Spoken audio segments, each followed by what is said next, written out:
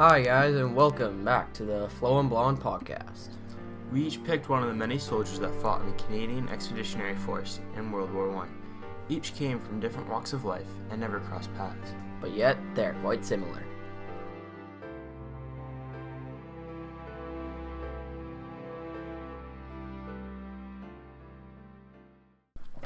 Would you represent your country in a war? That's a tough question. I really don't know. Well, in World War I, 424,000 Canadians did that in the fields of France. And 60,000 of them paid the ultimate price and lost their lives representing Canada on the battlefield. Man, that's a lot of soldiers. Yeah, but now it's time to get a little bit more specific. So, we each went and researched our own soldier to learn a bit more about what life was like on the front and why they joined the war. So, you may have heard of my guy. My guy is Hugh MacDonald Mackenzie.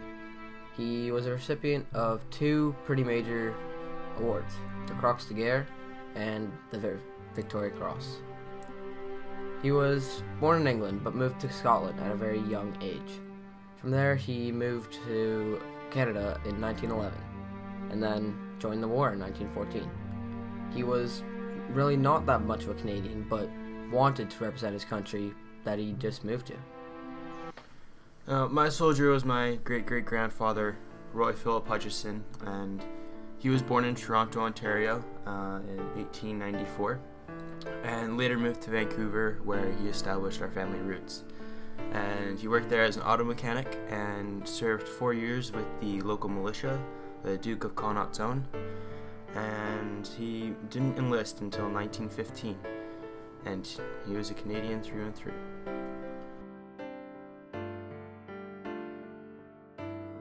In the years leading up to the war, Canada was still not taken as an independent country, but as a western extension of Great Britain. Economically, we were doing pretty well. The major cities were industrializing and manufacturing business that had popped up everywhere. When Britain entered the war, Canada was pretty much in the war as well, but we were allowed to decide how much we contributed.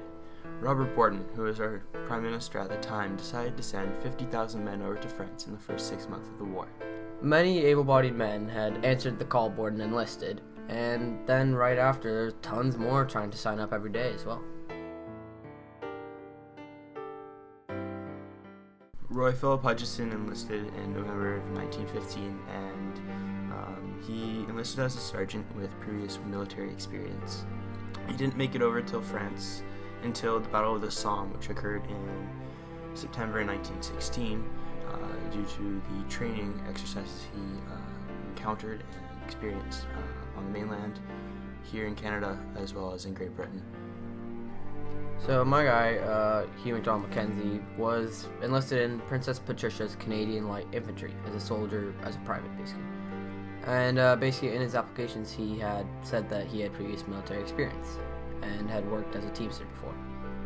So basically, after about a couple of years of being a private, he was promoted to corporal. Then after that, got promoted again to being a sergeant.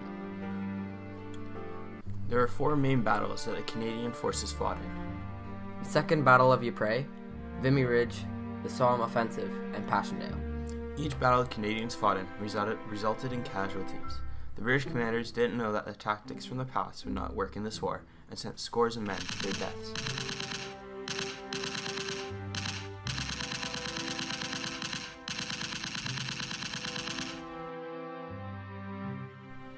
So basically, early in the war for Mackenzie, he worked as a elite machine gunner. He was very good at his job and wanted nothing else but it. But basically, he, in one of the battles, I couldn't find which battle specifically, but he was working as a machine gunner, and then his machine gun got hit by a big shell and blew up. It took out all his unit, like either wounded or dead, but he was unharmed, and took all the reusable parts from his gun and brought them back to an engineer to reuse them.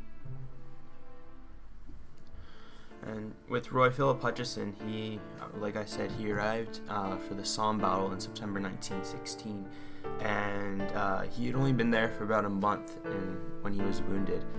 He was an engineer, or sapeur, which is the French term for engineer in Canada, and what his job was to dig tunnels under the enemy trenches, German trenches, and blow them up.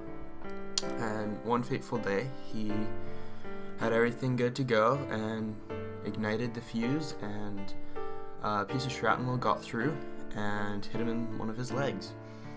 And he spent a fair amount of time in the field hospitals in France before getting sent back to England to recover. And it wasn't until about 1917, in the fall of 1917, that he rejoined the war. So after getting the Croix de Guerre, which is what happened after that little explosion, he became a corporate company sergeant major and was more of a leader in battle.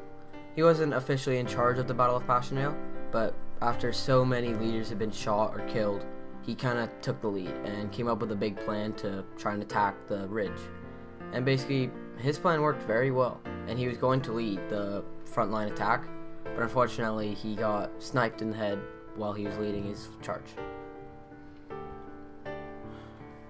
So pretty much with our two soldiers, they came from very different backgrounds.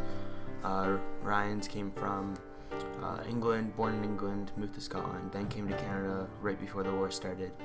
My soldier, he was born in Canada, he's been a Canadian all his life, and Yeah, basically just kind of shows the difference between what a Canadian can be. It can be someone who's just been in Canada or someone who's been in Canada for many generations. They all want to fight for Canada the same way.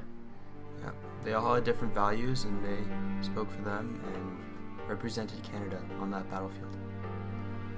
Canada was only really recognized as an actual independent country after the war because of our massive contribution. Without every single one of these soldiers, Canada would be thought of completely differently. Also, Canada became more unified as a country during and after the war. People from the West Coast met people from the East, and they didn't necessarily leave Canada as Canadians, but when they came back, they were